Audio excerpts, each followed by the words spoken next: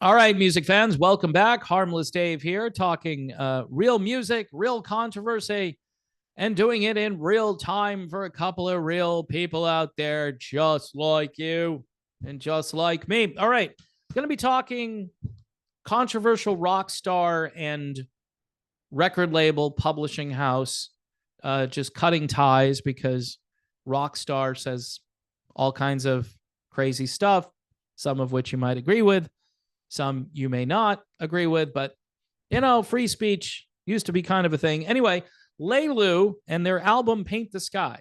So progressive rock, Styx, Rush, Yes, maybe some Saga thrown in there. Remember Saga on the Loose?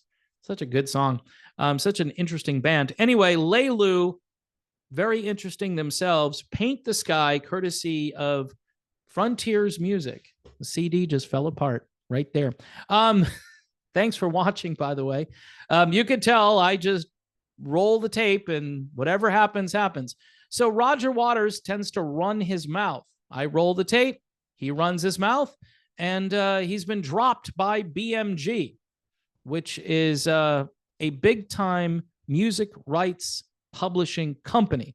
This, according to Variety, following comments that Roger Waters made about Israel, Ukraine, and the United States.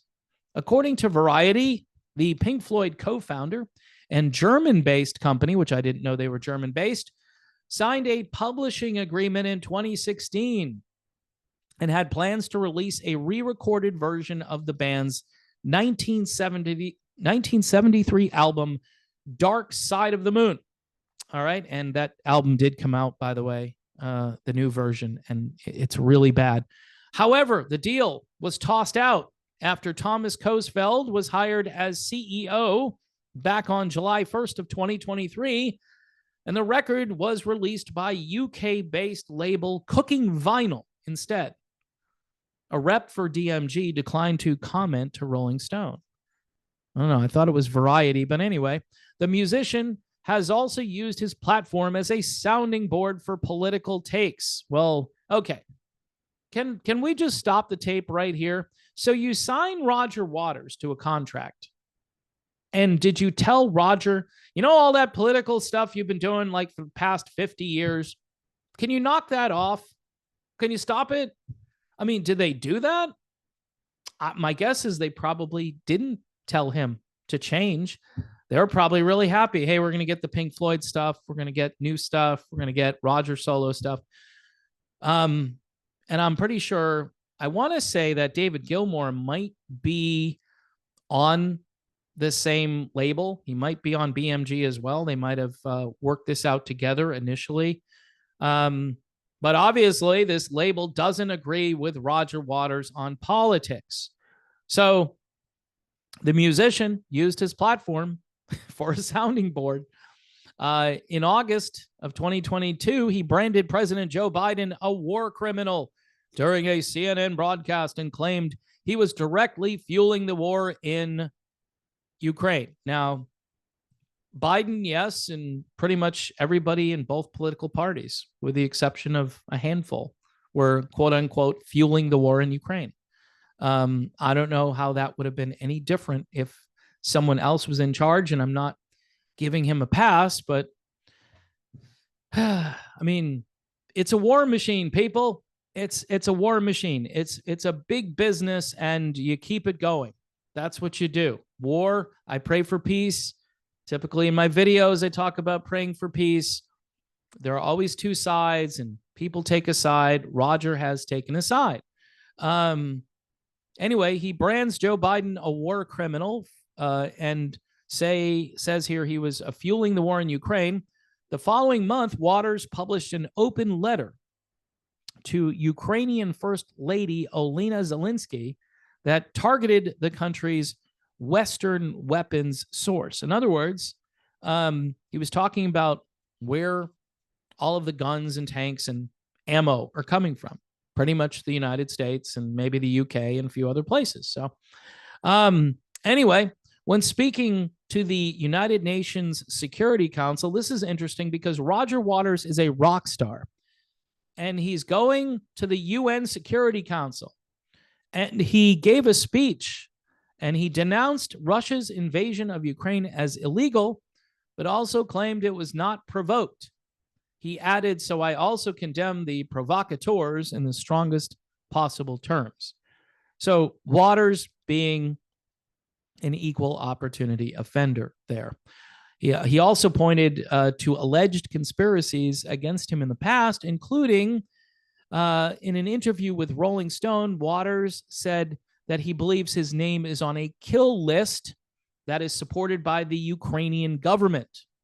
And in the same conversation, the singer shifted the blame from the ongoing war from Russia to NATO, suggesting that the organization essentially left Putin with no other choice but to invade Ukraine.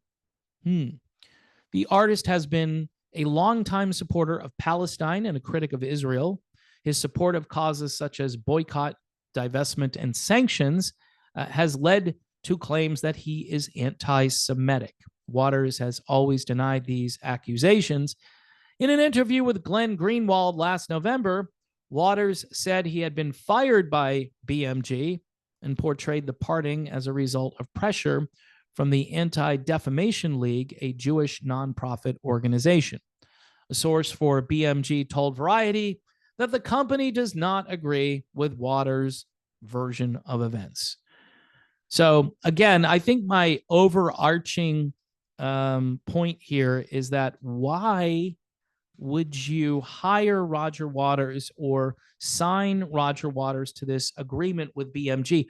Why would you do that if you were afraid of his politically charged statements? Because he's doing politics all the time. In fact, his politics is like peppered with music rather than the other way around. I mean, he flavors his politics with music. Instead, most people who are political go out there and they just preach politics all day. This guy has a little bit of music in there, and some people appreciate the classic rock era of Roger Waters, so they put up with this stuff and they just say, "I'm just going to hang out with Roger." But I would say the last 30, maybe 40 years, you kind of know what you're getting with Roger. You just do. And so it's kind of weird how these guys are like, "Oh, we have to fire him because he said some crazy stuff." Now, here's what I don't like about this. Whether you agree or not with Roger Waters, you should be allowed to make political statements, right? You should be allowed to do that and not have the company you work for fire you, unless it's in the contract somewhere, unless you're told, no, you can't say this or that. Now, if it was in the contract, then it's on Roger Waters, but maybe he was just pushing the envelope here a little bit and saying, "Yeah, I'll do this and see what they do. And if I lose out, I lose out." I mean, honestly, BMG, that Dark Side of the Moon thing, that was like not good. So they didn't really lose out by not putting that out there. And I'm thinking that might have been part of their calculation. Why should we stand by this guy when he puts this album out, which is really not good? So I don't know. I mean, you may have a different take on this. You may think Roger Waters is just too outrageous and he should be just shunned and pushed to the side. There are a lot of people that agree with Roger. There are a lot of people. Now, I've kind of shifted my views on this a little bit since the whole attack happened in Israel. I just see that there are a lot of bad actors, and I don't know if you try to stop the bad actors. I don't know what you do anymore. And then people support some of the bad people and say that they're the ones that are being oppressed. And so, we can't agree on anything anymore in this country. And I think we're going to have a lot of problems if we can't unify over some bigger issues. I mean, as far as sending money to foreign countries, I don't like that. I'd rather see the money be used at home. And if we could get everything squared away here at home, somebody needs help somewhere else, then we offer our assistance, or we at least balance how much stuff we give away to everybody else. we put everything kind of in perspective. We don't just write blank checks because we've always done that. The country is like, what, $32 trillion in debt? And so we should just keep doing that, right? So I wish we would focus on the people here. And, we give all this money away. And then, by the way, we don't audit. We don't do accountability. We don't check to see if the money is being spent wisely. Like, if we're sending money to Ukraine, what's our return on investment? If you think this is a national security issue, then we better be getting the most bang for our billion, and I don't know if that's been happening. I think it's the other way around. I think all of this corruption, by the way, both of those countries, Russia and Ukraine, are very corrupt places. Nobody over there is blameless. All right. There's a lot of corruption, and there's a lot of corruption right here. So again, maybe Roger was right to call everybody out. I don't know. I think it's the way he calls everybody out. And then the Israel thing, people have very strong feelings about that. And so, it's tough to mix that with music. I know music and politics, very difficult. Religion, it's even worse. I mean, I don't pledge allegiance to any king, earthly king here. I know there are a lot of people in 2024 that are talking about reinstalling the king. And I say, enough of that. Find the real king, find the King of Kings and the Lord of Lords, and then follow. That's what you do. And the world becomes better because it's more of him and less of us, less of me. Anyway, I know that was my proselytizing for the video. I will end on this. I will talk about Leilu again. Paint the Sky, some very interesting music from a progressive band that you've probably not heard of. So please check them out. LALU. Also, folks, please support the channel if you can. I'm doing the best I can here. I'm fighting the algorithm every day. It sends me a left hook and then a right cross. And then I look at my revenue and I go, what happened? What did I do now?